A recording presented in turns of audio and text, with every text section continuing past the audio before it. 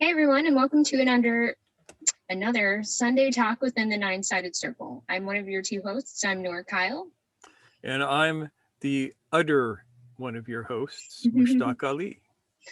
Yep, and thank you for joining us. We have a lot of our usual friends hanging out with us this session, and we know a bunch of you are going to be watching on the replay on YouTube, so thanks for being here.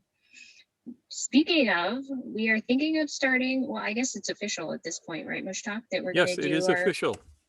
We're going to do our European slash, Middle East friendly talk next Sunday at 10:30 a.m. Pacific Daylight Time. So if you're interested in joining on that, feel free. I know that not everyone is going to be able to make both sessions. We don't expect that. And we also don't expect everyone who can show up at that time to show up at both, because that's going to be tough. But this is meant to accommodate people who are not able to participate on our usual Sunday talks. Yeah, so Maybe that works out. Yeah, that works out at 6:30 for Greenwich Mean Time. Okay. 7:30 at 6:30 p.m. 7:30 p.m. for Sweden time. Yeah. Wait, so that's going to be 10:30 a.m. Yeah, PET. our time. Yeah. Yeah. And all the way to, say, Western Iran or the Emirates, where it will be 9:30 at night. So we try and squeeze everybody in. And we're going to be recording and posting those as well, correct? Yeah. So nobody has to miss out, And it'll be a different topic than the evening one. Yeah, just to keep it interesting. So there we go for announcements. Anything else? God, it seems like there's something incredibly important. Oh, yeah. Subscribe to us. Oh, yeah. You got to do that. If you're watching us on YouTube, absolutely, you will acquire much good karma if you hit that subscribe button.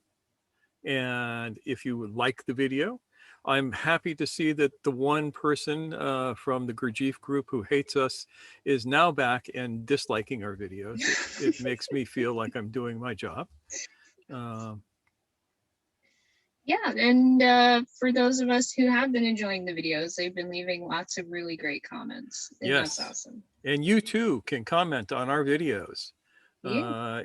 And unless your comment is spam, we try and answer every single one.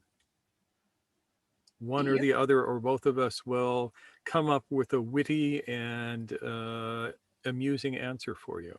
Yeah, we've started doing this thing where you can tell who's posting, because we include that in our message. So there you go. All right. So this evening we are going to be having more story time. We're going to be telling Nasruddin stories and jokes this evening. And why would we do that, Miss Noor? Well, this is something that is pretty traditional in Sufi circles. It's a way of not only communicating some kind of contextual lesson, but they also serve as a kind of shock. We talk a lot about shocks when it comes to the enneagram, and this is one way of applying them strategically. Do you want to tell us more about that, Mushtaq? If you'd like. Most Nasruddin stories provide what is called a pattern interrupt. Now, you have to understand that Sufis know that most human behavior and most human thought is basically pretty conditioned. Mm-hmm.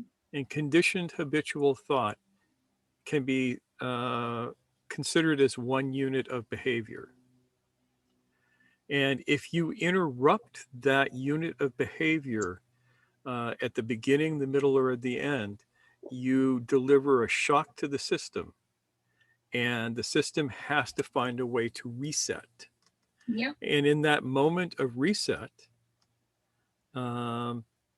amazing things can happen. And that reset lasts just momentarily, doesn't it? Most of the time, unless you have somebody who really knows what they're doing.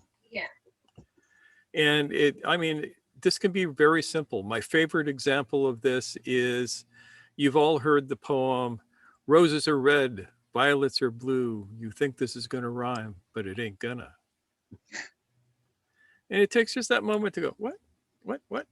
Yeah. And if you've never heard that before, that first time, it's going to give you that delivery of that jolt. Sadly, Noor has heard me recite that I don't know how many times. She gets no jolt from it anymore. Alas. So we must apply the electrodes. I don't know, just recite it normally and you'd probably surprise her. True.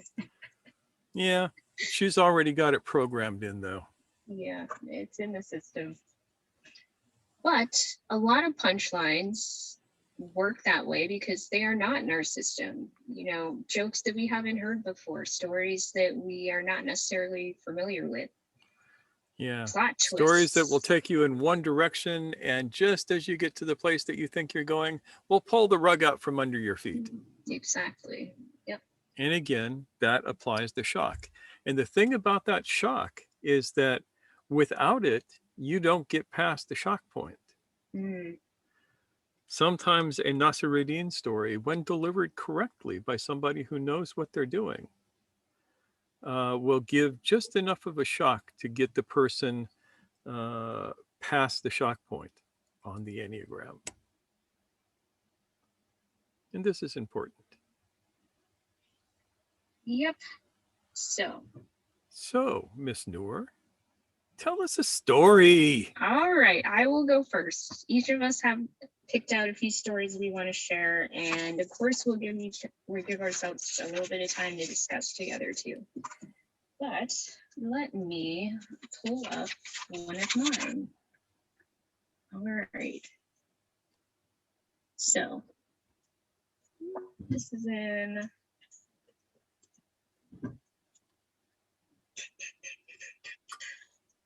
Yep, I should have put bookmarks in my pages before, but I didn't. So you gotta bear with me just a sec. Okay, here we go. Since this is Nasruddin stories, it's actually you have to donkey with me. Okay, so this one is brief, but let me share it with you. Okay. A thief who specialized in stealing shoes followed Nasruddin one day.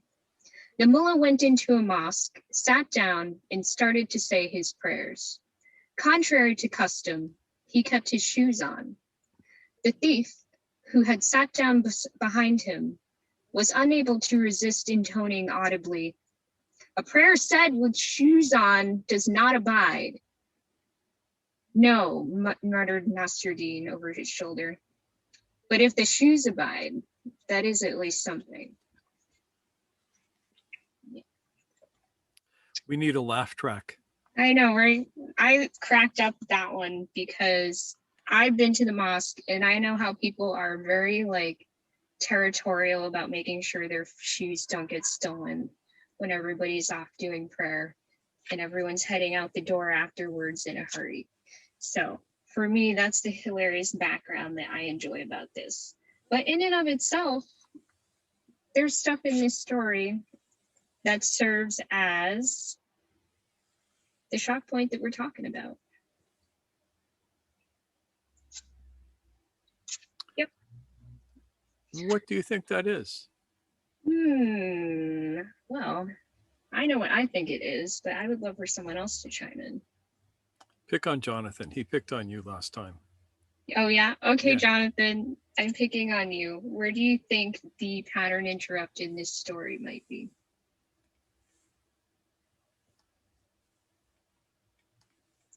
Oh, no, you're unmuted. You're muted. Do you want me to unmute you? There you go. I didn't detect it. This sounded just like a classic joke with a punchline. And I wasn't shocked. I think that this one, you maybe had to have gone to a few Jumas to really get the essence of this. It's like when I used to go to Juma, I had an incredibly ratty pair of sneakers that were dirty and bid through the mud and had a couple of holes in them. And that's what I would wear. Juma is Friday prayer, which is one should go to in congregation. And so I would always leave those. And for some reason, nobody ever took them. And then meanwhile, you have these teenage boys who wear like their Air Jordans to Juma. So Yeah. And Mustaqim is sitting there going, people steal shoes from the mosque? What do you think? This is America. People will steal anything. Yeah, they will. It's happened here too sometimes.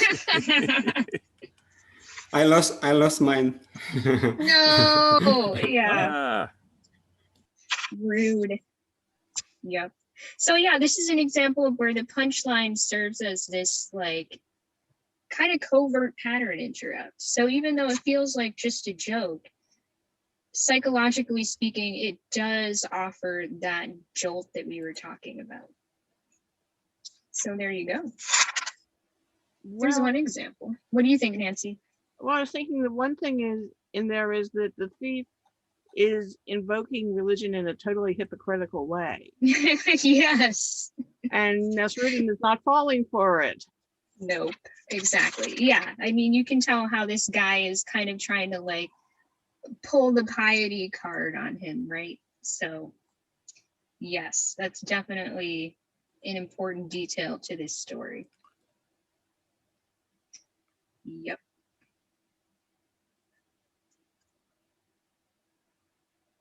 Well, good.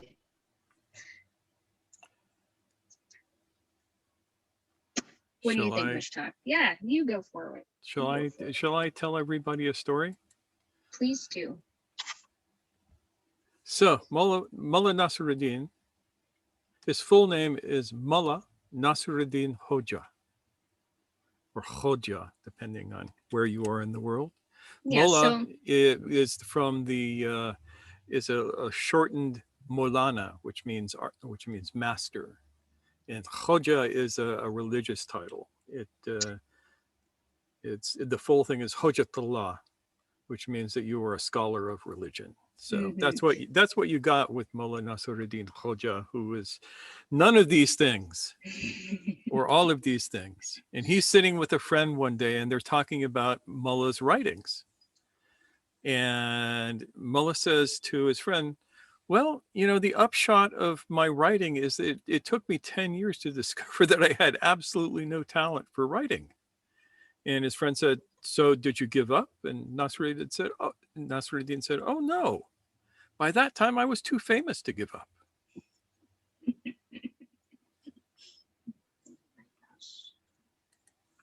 The thing is, he is very famous. But what does that mean? It's like a Zen koan with a little English on it at the end. Ilmar, tell us, share with us the wisdom that you have acquired from having that thing behind you zapping weird energies into your brain. That thing behind me is trying to get me to wake up here, but at least physically wake up. I mean, not in your grandiose sense of waking up here. But, so what do I think about it? Yeah, well, what the hell was the story? I guess, you know, one of the punchlines is that what makes you famous isn't necessarily something that's all that valuable, you know, and what the perception of the masses that make you famous is not necessarily something that's all that valuable either, you know. So I would imagine that's one of the sort of things that twists my perception of this. Yeah, you could think of that. You could also think of the people who read these stories have absolutely no discernment themselves. And so if they see writing in a book, they go, oh, this guy must be a great guy. That's actually a real phenomena. If you write a book, if you're the first guy to write a book about something, everybody assumes you're an expert, no matter how stupid what you wrote is. You're the resource, yeah. Yes. Yeah. We have seen that with... and that's one of the that's one of the marketing ploys, right? I mean, if Yeah. you're going to be a successful guru, you know, you got to publish a book so that people Yeah. can say, "Ah, and he is the author of." Or that word we he's hear the these author of something. days. Yeah, yeah. Thought leader. That's the new term. Yes, thought leader. Yeah. I mean, It it's should quite actually weird, but be ego leader, which is Yes, more to of the point of course. the story. Of course. There's Yeah. very quickly, there's a story that's related to this that is not a Nasruddin story, but it's Oh, still a yeah. good one. Go for it. And it's basically this sheikh has an epiphany one day and realizes that even though he has been teaching for 20 years, he's entirely full of shit. And he's never really known anything. And he's sitting there like stunned by this revelation because he thought he was all that. And it turns out he was not all that. And he calls in his second in command, his lead disciple, and he says, you know, Allah has shown me that I am full of shit. And his disciple says, shh, don't tell anybody. 3 more of your students have just achieved awakening. Mm. Yeah, I like that one. Yeah. Yep. Many paths, right?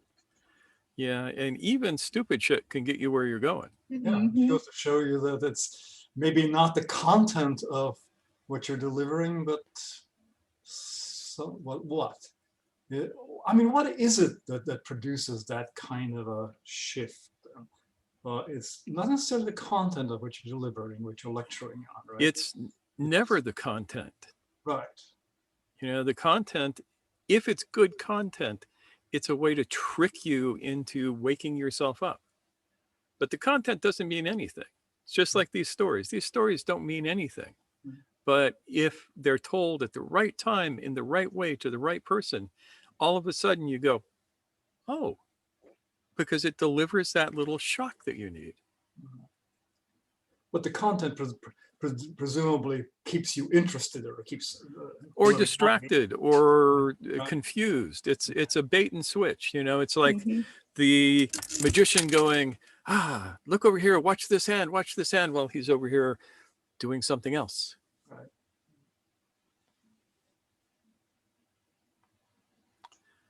And it's a thing where you go, as the person is thinking about the story, you go, you could try and understand that, or you could just wake up right now. Boing. Yep. Nor. And does that work? Has it worked in your experience? Yes, it Yeah, does it work. has worked in my experience too. Mm. Yeah. I mean, sometimes it's a matter of, I was thinking about this, like, you know, asking the right questions. And if something stupid provokes you to ask the right questions, then you've gained something, you know. And remember, the rule is the right story for the right person at the right time. Yep. You can't just tell a Nasruddin story and expect everybody in the audience to wake up. No. Yeah.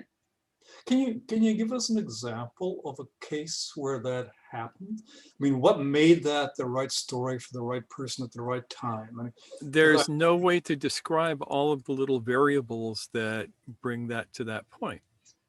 I mean, it's not specific in that way. It's always going to be. but in a particular case, presumably it was specific, you know. So can you anonymously describe a case like that? I can tell you something that happened to me Yeah, I mean, I'm years sure ago each of us has, when I was but a lad, hanging out with my first teacher.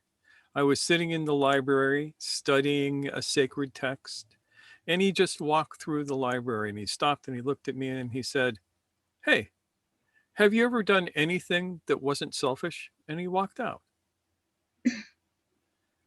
And I had to sit there and go, what? Wait, what? What does he mean by that? What? What does he mean by that? Of course, well, wait a minute.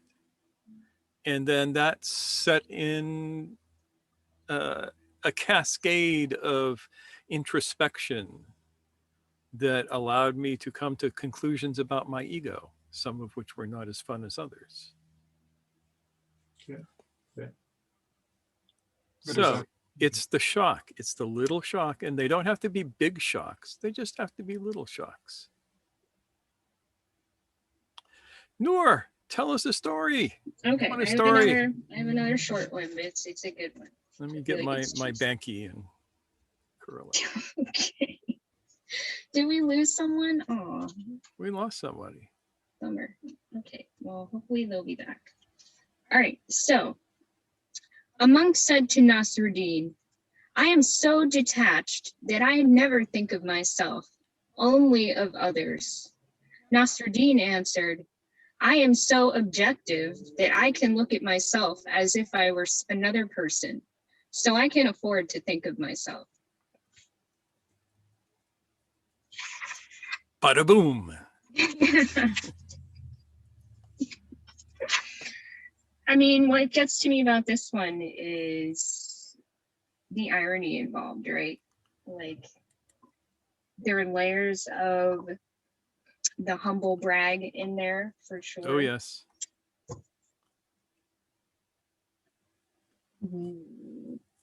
Yep. Yeah. And the fact that we have, well, I don't want to tell you guys what's going on in this story. What do you guys think? You tell us what's going along in this story. Yeah. All right. So we have this monk guy, right? And a lot of people admire monks for their dedication, for their submission to service, their selflessness. There's this kind of, I would say, aspirational desire to be like monks in a lot of people, especially people who are doing spiritual work, right? And here we have this monk who is discussing his own alleged lack of self, thereby showing there's still a self looking to assert this quality and to say, hey, look at me, I'm so selfless. I'm so selfless that I can just pretend that I'm not talking about myself. And then we have Nasruddin, who's coming at this in a different way, which is in its own way ironic, right? Because he's saying there's this awareness in Nasruddin that he's talking about himself from a place of having a self, but he can do that because he sees that persona as if he were someone else looking at that persona. And nonetheless, that's still a humble brag in its own way. So I just think that's really a challenge to us. Yeah. And he's also making fun of the guy on the sly. Of course. Because the moment you say, I am so selfless, you've screwed up. Right. There's a problem with that statement. Yeah. Yep. So we can look at this as Nasruddin coming into the story as a person of greater wisdom. And we have many stories like that, which is kind of fun because Nasruddin at times looks like an idiot, and other times he comes away looking like the wise sage of the situation. But in any case, we can look at a story like this and think, oh, where do my tendencies lie? Yep. Where is your humble brag? Yes. Yep.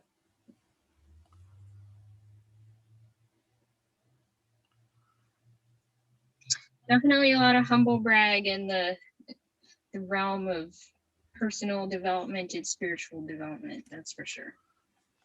Okay, Not so that we just- would know anything about that. Nah, never. No. So just Don't for the worry. public, what's wrong with bragging? I mean, it's coming from, I'll tell you Sometimes- what's wrong with bragging. sure, go for it. Somebody sometime will call you on it. And that's part of the game. So So if you can't put your money where your mouth is, then the ego gets a little crushed. Yep. There are worse fates. So what? which is somebody tries to call you on it and you just keep bragging and you never learn anything. Oh man. Could be. Well, presumably bragging is sort of asserting a false identity or something false about yourself. It could What be is- asserting something true about the self. It's a or- bolstering okay, of so- the ego. Yeah. I mean, I could go around and say, I could brag about what a great fencer I am. And the truth of the matter is that I'm not bad, especially for my age. I'm very good for my age. And I can say, I regularly used to fence before the plague people a quarter my age and beat them. I could talk all of that kind of shit. But all that would do would be to aggrandize myself and to make me puffed up and to make the people with whom I interact dislike me, because nobody likes somebody who's an asshole like that going, hey, I'm old, but I can beat you. And yet you have told us those things. And I Only wonder if as it's not- only as a point of illustration.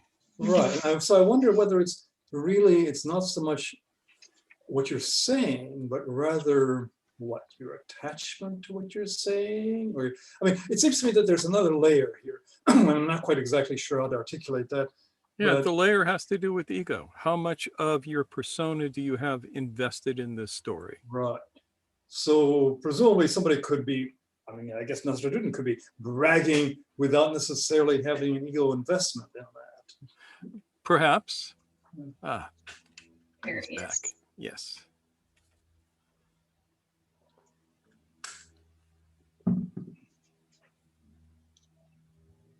I guess Wait the a way I look at it is why bother saying those things?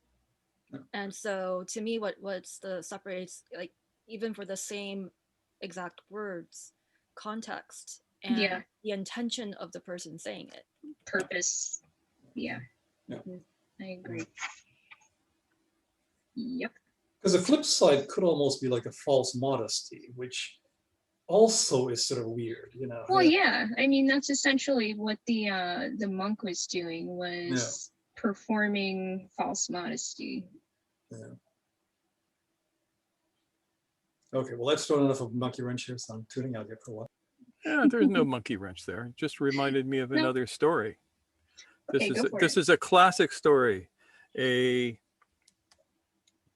Catholic priest, a Protestant minister, and a Jewish rabbi all meet together in one of their churches or synagogues or such.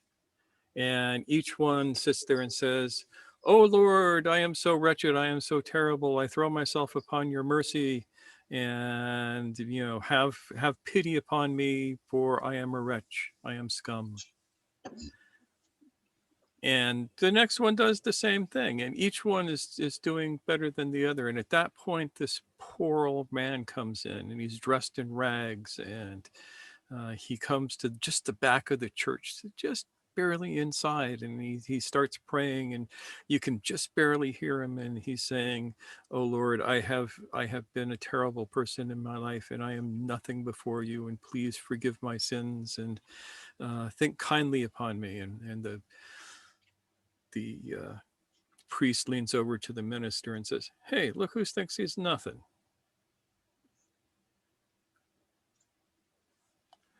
And that's for you, Ilmar.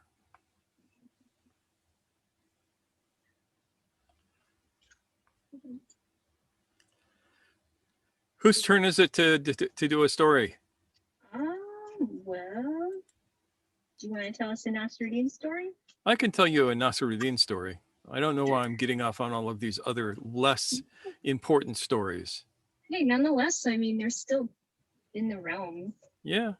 All right. So one day, Nasruddin began running around his village telling everybody that he was God. This is the classic Ana al-Haq, which got another famous sage in trouble. And because of this, he was brought before the Caliph, who said to him, "Last year, somebody claimed to be a prophet, and I had him put to death. Nasruddin replied, "It's good that you did that because I didn't send him."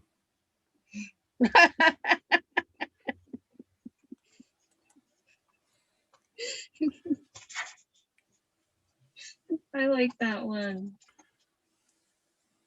Yeah, that's a personal fave. But what does it mean? So what made you laugh, Nancy, about that story? I mean, aside from that, it was a joke I hadn't heard before. It took a little bit of processing for me to get it, which somehow made it more fun. Yeah, me too. I like that when that happens. And I don't know if I can pull any lesson out of it. I mean, it's Nasruddin absolutely not backing down, which is fun. Yeah.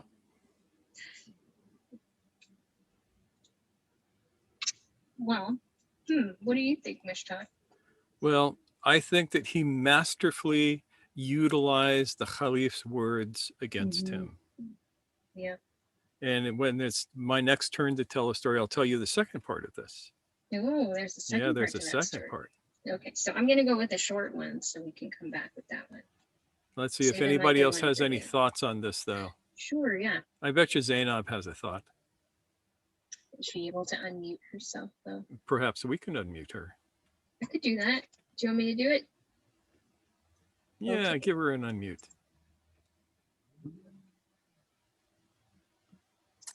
I think you can hear me. There you Yes, yay. You could hear me. I was just muted. There we go. I might have another story, but Yeah, if you have a Nasruddin story, lay it on us. But what did you think of the last one?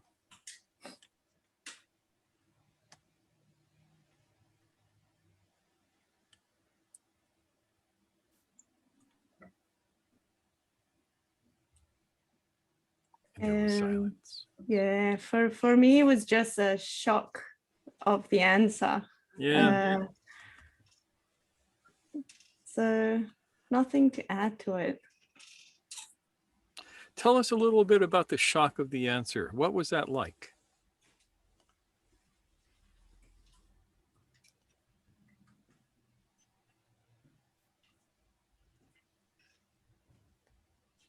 That you might not know. And then there's a silence. And that silence can be very important. What if you catch that silence and just hold on to it?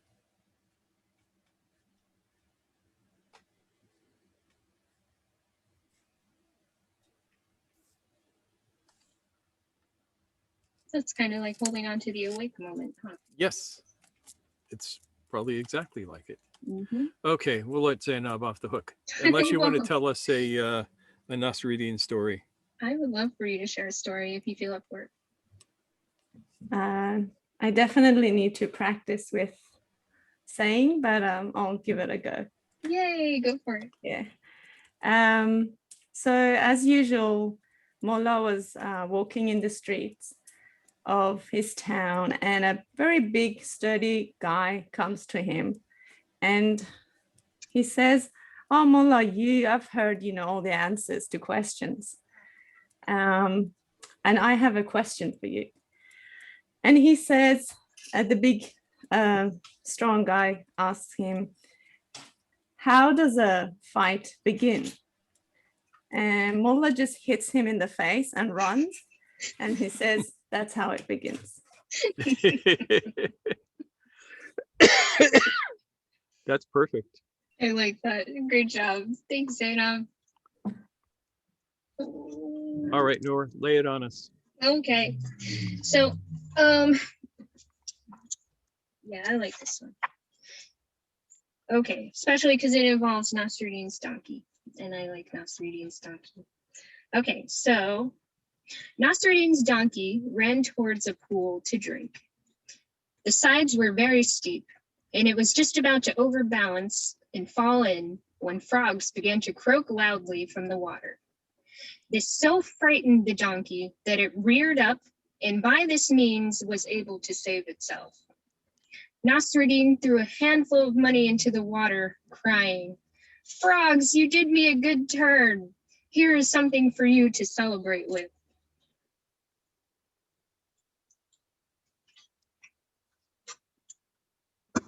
Yep. Miss Nasruddin can be silly sometimes. You can be silly sometimes.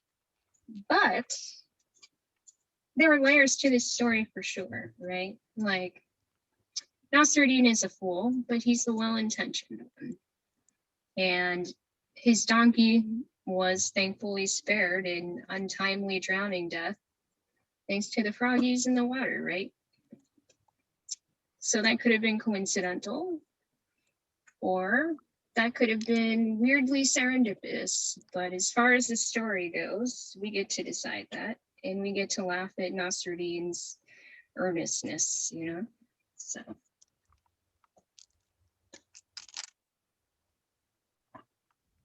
Well, it also raises, of course, the issue of what's valuable to somebody might not be valuable to somebody else. I mean, it was obviously for the frogs, they didn't give a damn about the money. Oh, of course. Yeah, Yeah, definitely. Yeah. Yeah. Yeah. And I have a question, which is how literal do we have to take these stories? As much or as little as you want. Maybe it's because I just like not too long ago saw on YouTube some stuff about movies where it's like the characters can be non-human. And so to me, like this story makes complete sense. And yeah. almost wondering like so it's like the frogs can be mythical, like they don't have to be frogs as amphibians as modern science understands them. They can be characters in a story, and the donkey is also like another character in the story. It's not just like they can be fully like full characters. So yeah, that's why I ask. I think you're right to bring that up, and I'm so glad that you are thinking along those lines, because I think that as I was reading it, I didn't come up with that angle on the story today directly, but it was kind of like intuitively simmering, and you put it to words, and I think that's really cool, because I mean, who are we to say what kind of beings these frogs are per se, right? Yeah. The frogs might be sitting at the pond and one of them turns to the other and goes, "Fred, it's raining yellow rocks." Yeah. Yep. Or maybe they're enchanted frogs, you know? So who knows? Thanks, Palin. Are you ready for part 2? Actually, Yeah, just wait. comment to Palin's. I mean, since Palin's, you're a computer programmer, aren't you? So there might be little bots that you created that look like frogs that go and collect all that money that gets thrown into it.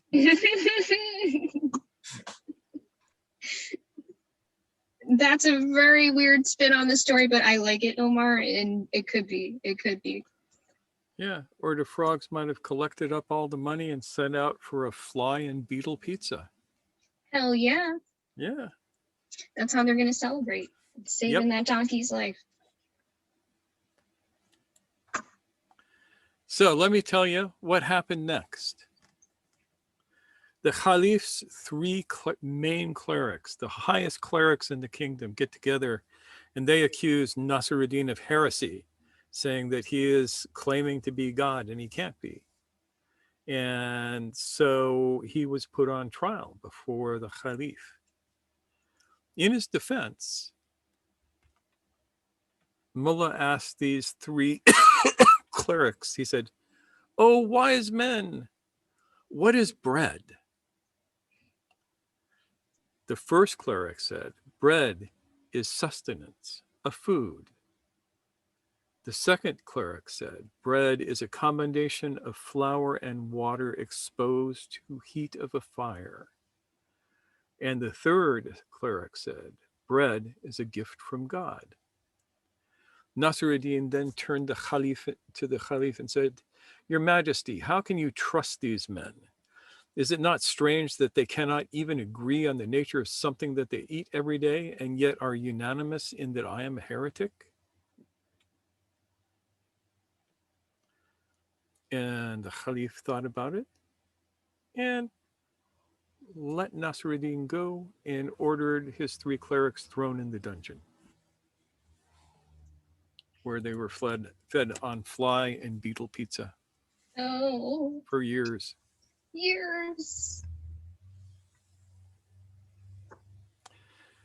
So that's a slightly different spin on the Mullah stories. What do you think that means?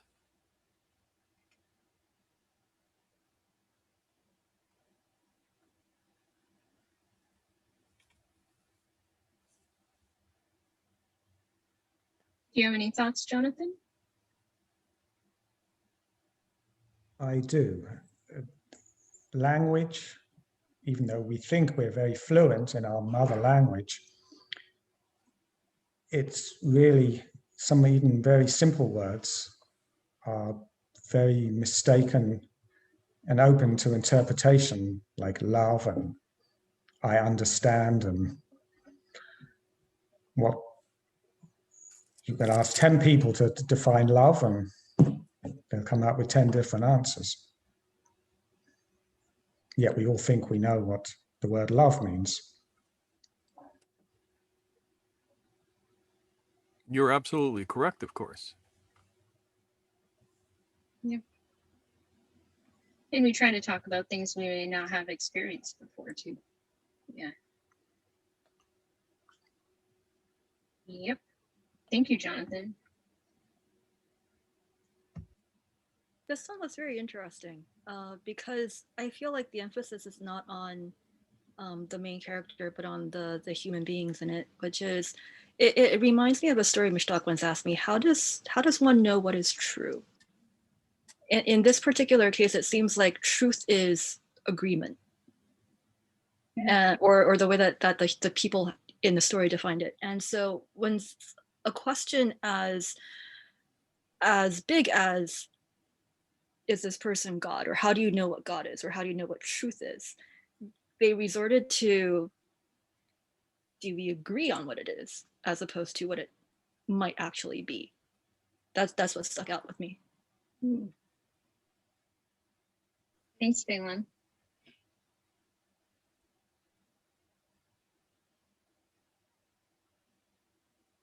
Cherie, you're so quiet today. Nothing good to say? Say nothing. You have nothing good. You always have something good to say. Well, it made me think of how we can quickly assume that someone who has a title or has been conferred some kind of reverence, that they're speaking the truth and they are not challenged. So the lesson for me is when people say things about me, that you're good at this or you're good at that, I always still tell them, challenge me, call me out. Because if you're not humble enough to realize that you've started to believe in your own ego or your own greatness or your own worthiness, all that kind of thing, in that kind of inflatedness that we can get caught in, you don't realize that you've lost your humbleness and you've gone to sleep again, and those around you that you look up to, if we didn't challenge you, nor or Mushtaq at any time, you would know that you are always inviting us to challenge. And so whatever's being said, question it, turn it over, have a look at it from many sides and look underneath. There might be a different way of looking at it. So this is the lovely thing about the stories. That's what I'm getting out of this, that it always comes back to that. Are you awake enough to say, that doesn't sound right? Yeah. Sound right. That's not Right. sitting well with me. Or I'm not learning anything out of that. Why? Is it, do we need a deeper explanation? Do we need more details? Do we need to see things in a different way? Do we step into that person's shoes? Do we step on each side of the argument and say, how can I defend this side or this side? What's the truth? What's the truth in this moment? What's real? What's positive? But I do like the idea of that you guys invite us to challenge you. I would go so far as to say if you didn't challenge us from time to time, we would probably fire you as students. Excommunicated instantly. Yes. Yep. Good. Yay. Well, thanks, Shuri, because I feel like, you know how we were talking earlier about how sometimes even things that strike us as useless or confusing can become tools of awakening because, as I said, it makes us ask those questions. What is true? Why don't I get this? Is it because it's wrong or because I'm not paying attention? And things like that. Yeah. So thank you. That was great. And there's also the assumption of authority. Yeah. These three clerics all suffered from the assumption of authority. And we see this in the real world. I can talk about in Islam, for instance, you are supposed to listen to the ulama, the great scholars, right, who are supposed to know more than you. And ideally, you pick one of these guys and follow them. Except that no two of them can ever agree on anything. You get three clerics in a room together with a question and they're going to come up with at least 4 or 5 different answers. Yeah, well, I mean, that's why they call them opinions, right? But unfortunately, they have been given a lot of weight, so. Yeah. And one of the most priceless things about this story is it tells you question authority. Showing my old hippie coming through here. Well, I was thinking that the ruler who, was accusing Nasruddin of heresy, he's weirdly submissive for a ruler. Not weirdly, because even a ruler can get himself into a huge amount of trouble if he crosses the clerics. Yeah. I mean, think about what happened to the Shah of Iran when he pissed off the Ayatollahs. Well, what I mean is on the first half, he could have just said to Nasruddin, you're claiming you're God and you did it again. You really are a heretic. He falls for the trick about, the mullahs actually each give a partial truth about bread. It's not that thing. But he falls for the thing of that they're not agreeing with each other. Yeah. I mean, the lesson I'm taking away from it is all you need is enough gall. That's a good lesson to take away from this. Yep. I love it. Speaking of, that's kind of a good segue into our next story. Lay it on us. Okay, so this one's a longer one. I saved the one I enjoyed the most for last. Okay. The fair was in full swing, and Nasruddin's senior disciple asked whether he and his fellow students might be allowed to visit it. Certainly, said Nasruddin, for this is an ideal opportunity to continue practical teaching. The mullah headed straight for the shooting gallery, one of the great attractions, for large prizes were offered for even one bullseye. At the appearance of the mullah and his flock, the townsfolk gathered around. When Nasruddin himself took up the bow and 3 arrows, tension mounted. Here, surely, it would be demonstrated that Nasruddin sometimes overreached himself. Study me attentively. The mullah flexed the bow, tilted his cap to the back of his head like a soldier, took careful aim, and fired. The arrow went very wide of the mark. There was a roar of derision from the crowd, and Nasruddin's pupils stirred uneasily, muttering to one another. The mullah turned around and faced them all. Silence! This was a demonstration of how the soldier shoots. He is often wide of the mark. That is why he loses wars. At the moment when I fired, I was identified with a soldier. I said to myself, I am a soldier firing at the enemy. He picked up the second arrow, slipped it into the bow, and tweaked the string. The arrow fell short halfway towards the target. There was a dead silence. Now, said Nasruddin to the company, you have seen the shot of a man who was too eager to shoot, yet who, failing at his first shot, was too nervous to concentrate. The arrow fell short. Even the stallholder was fascinated by these explanations. The mullah turned nonchalantly towards the target, aimed and let go of the arrow so it could fly. It hit the very center of the bullseye this time. Very deliberately, he surveyed the prizes, picked out the one that he liked the best, and started to walk away. A clamor broke out. Silence, said Nasruddin. Let one of you ask me what you all seem to want to know. For a moment, nobody spoke. Then a local yokel shuffled forward. We want to know which of you fired the third shot. Nasruddin said, that? Oh, that was me.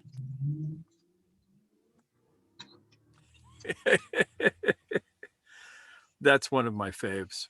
Mine too, yeah. So what do you guys think of this one? What comes up for you guys?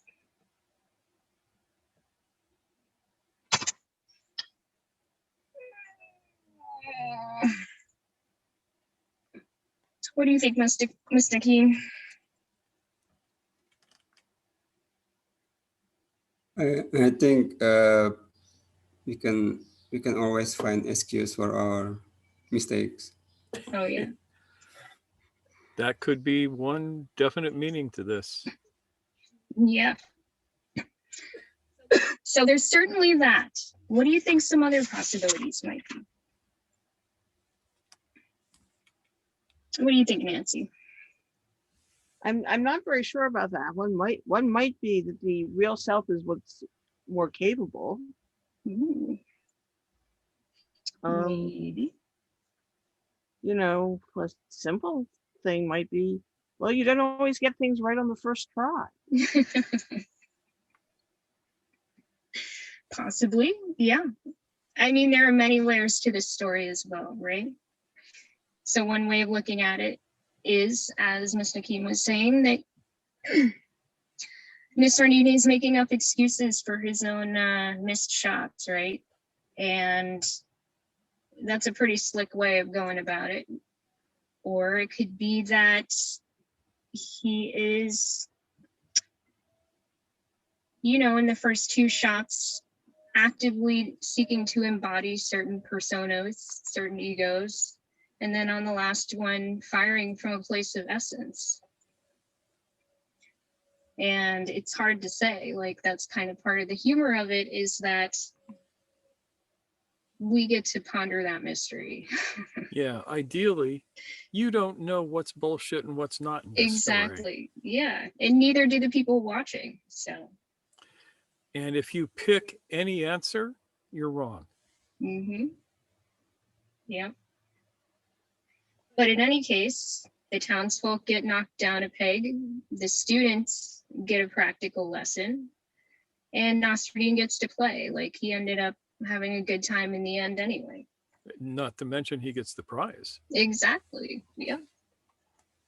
You know, actually, one more thing. What's that?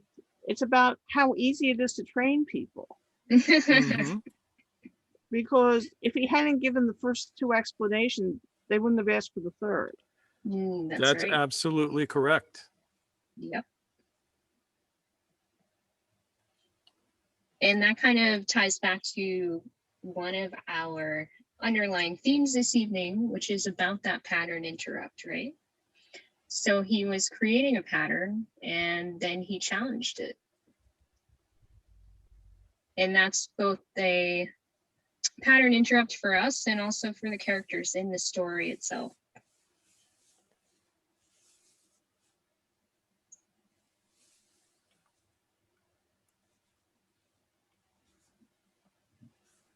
I have a question. Can you give a little bit of historical context to this story? For example, like, if how do I say this?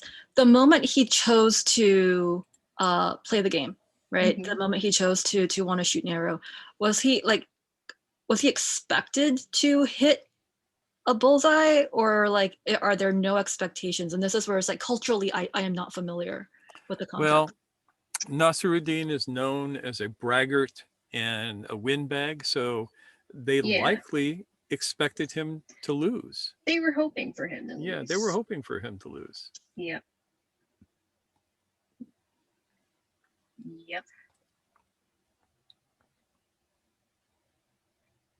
I mean, and we could look at Nasruddin in this story as being smug, as a lucky fool, or as a skillful individual, in any of those. Yeah, could and be a true. superb teacher.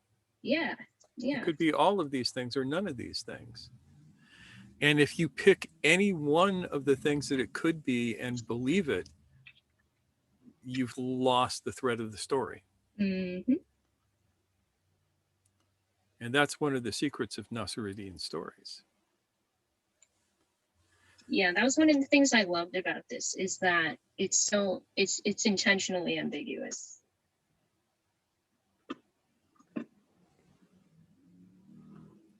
One of the things that this story says is the moment you say, I believe this, you're lost. Mm-hmm. Yep.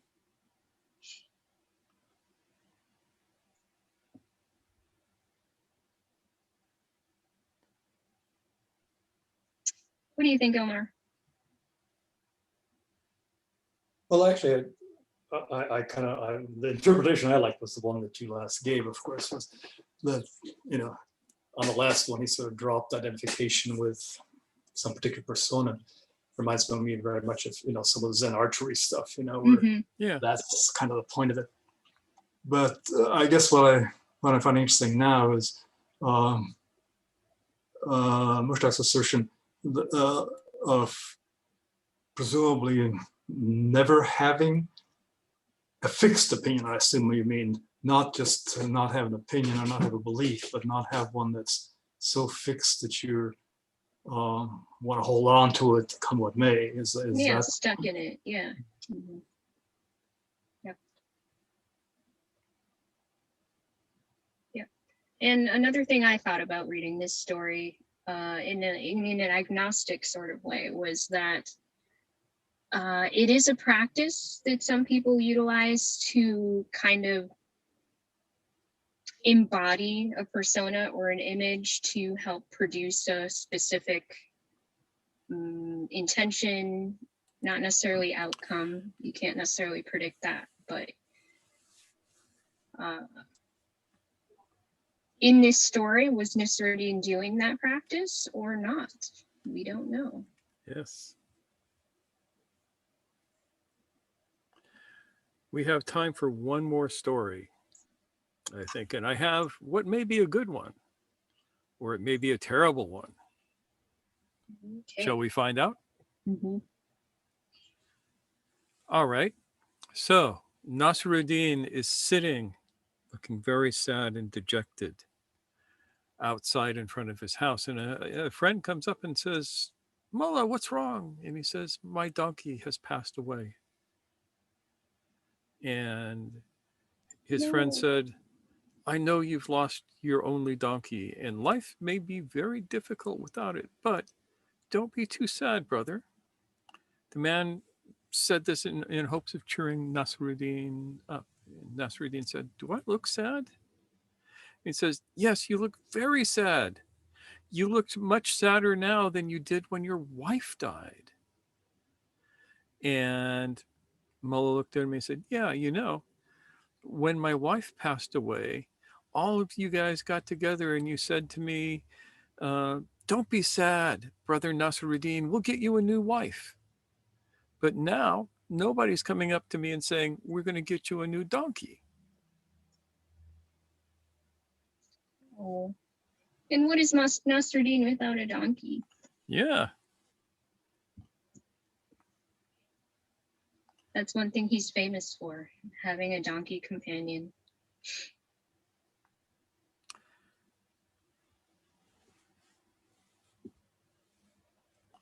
So what do you glean from that?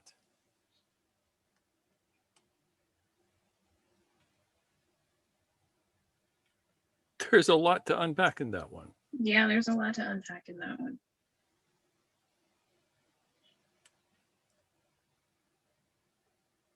Are donkeys and wives replaceable? Is a wife less valuable than a donkey? Yeah.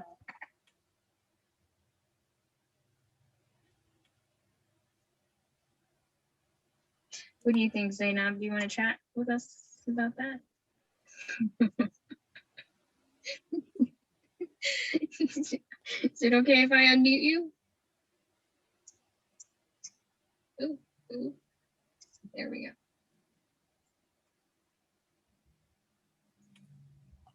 Lay it on us, Zainab. Yeah, a lot to digest in this one.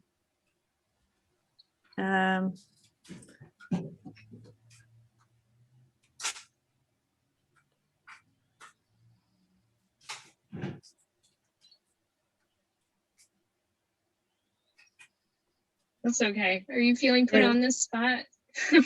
Because you are put on the spot, yes.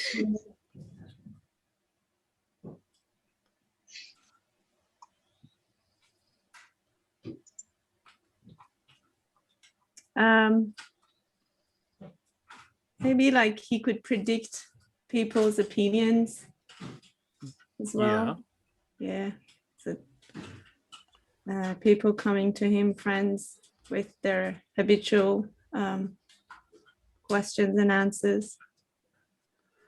Yeah, and think about what this says. I mean, somebody's walking up to a guy whose wife died and said, don't worry, we'll get you a new wife. Mm-hmm. That's pretty lame. Yeah. Yeah, that's a little fucked up. Yep. Never works. Pardon? It never works. No, it doesn't ever work. And if I had lost my wife and somebody came up and said, oh, don't worry, we'll get you a new one, I might punch them in the head hard. But getting somebody a new donkey might not be so bad. Mm. Yep. Or it might also be bad because Nasruddin's donkey was special. He loved that donkey. Yeah. So that's part of the story. Another part of the story is it's easy to offer to replace something when it doesn't cost you anything. Yeah.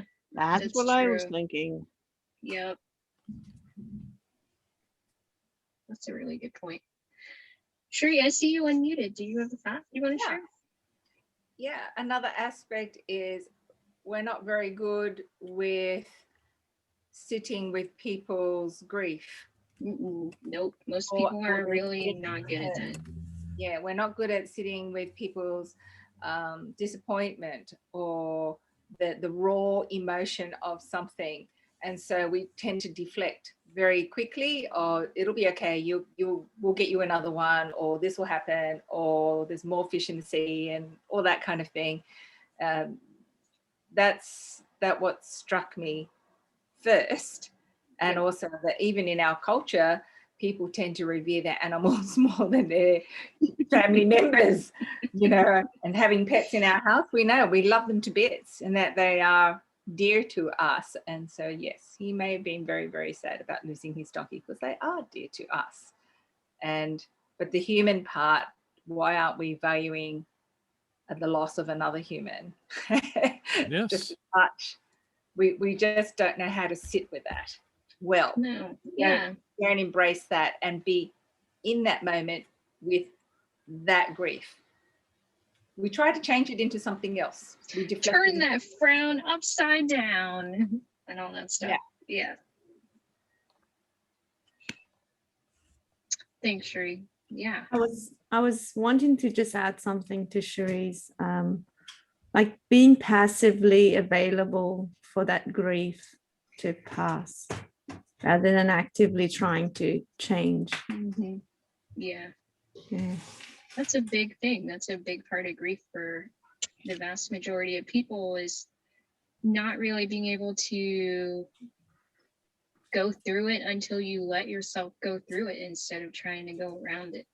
And if people around you are pushing you to go around it, that can add a lot of frustration or stress or exacerbate the mourning process, whatever it might be.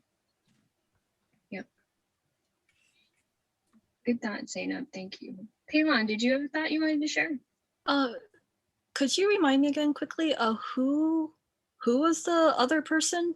Nasruddin, and who was the other person? A disciple? Nasruddin's friend. Yeah, Friend. just his Just a friend. Yeah. Friend. I almost feel like from an Asian humor perspective. So again, there might be this cultural thing, Yeah. but from an Asian humor perspective, it almost sounds like he is telling his friend how horrible of a human being his friend is.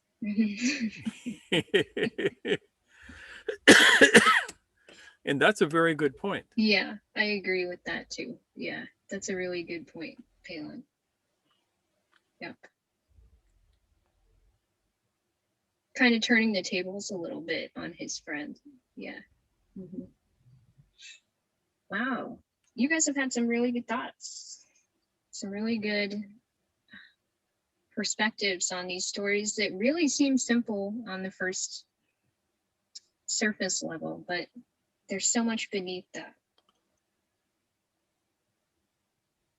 Yep. Noor, I see that you're reading a lot of these from a book. Is there a collection of those stories? Oh yeah, if you want to know what I'm reading. Because I feel like I could probably do work with these things. But, sure. Yeah. So it's kind of an interesting book because it's like dual-sided, but it is an anthology of Nasruddin's stories, and there's this side, and then there's this side. Okay. And is there? Yeah, but the fact of the matter is that all you have to do is enter into your browser Mullah Nasruddin stories, and you will find thousands of them. Yeah, and I just happened to use this because it was convenient for us. We had it around the house, but the thing about this collection is that there is some, like, I don't know what we want to call it, but it's been kind of Britishified in a way in some stories. Yep. As opposed to keeping that, I don't want to say authentic because Sufism is everywhere, but if we want to talk about classical stories. Yeah, if we're talking Mullah Nasruddin stories, Mullah Nasruddin lived in the 12th century. Yeah, he's not going to be talking about like street lights and police officers as he was in a couple of the stories in here. So that's something to keep in mind with these. Yeah.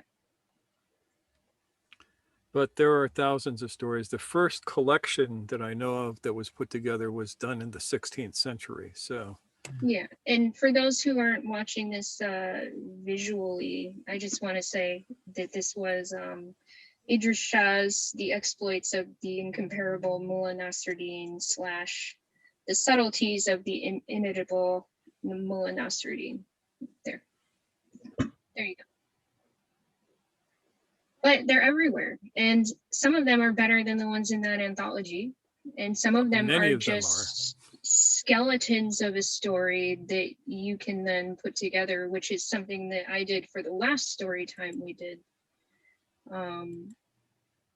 Because the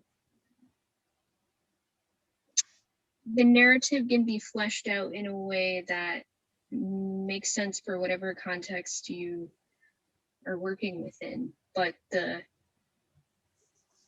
shock points and such, those are kind of consistent regardless of whatever details you want to add on to it.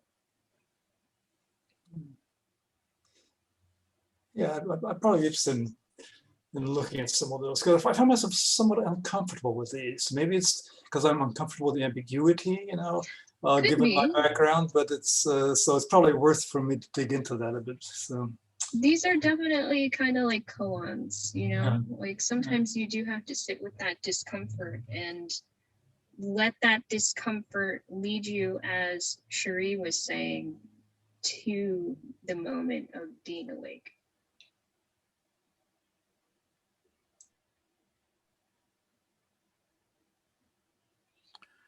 Well, that's all I got.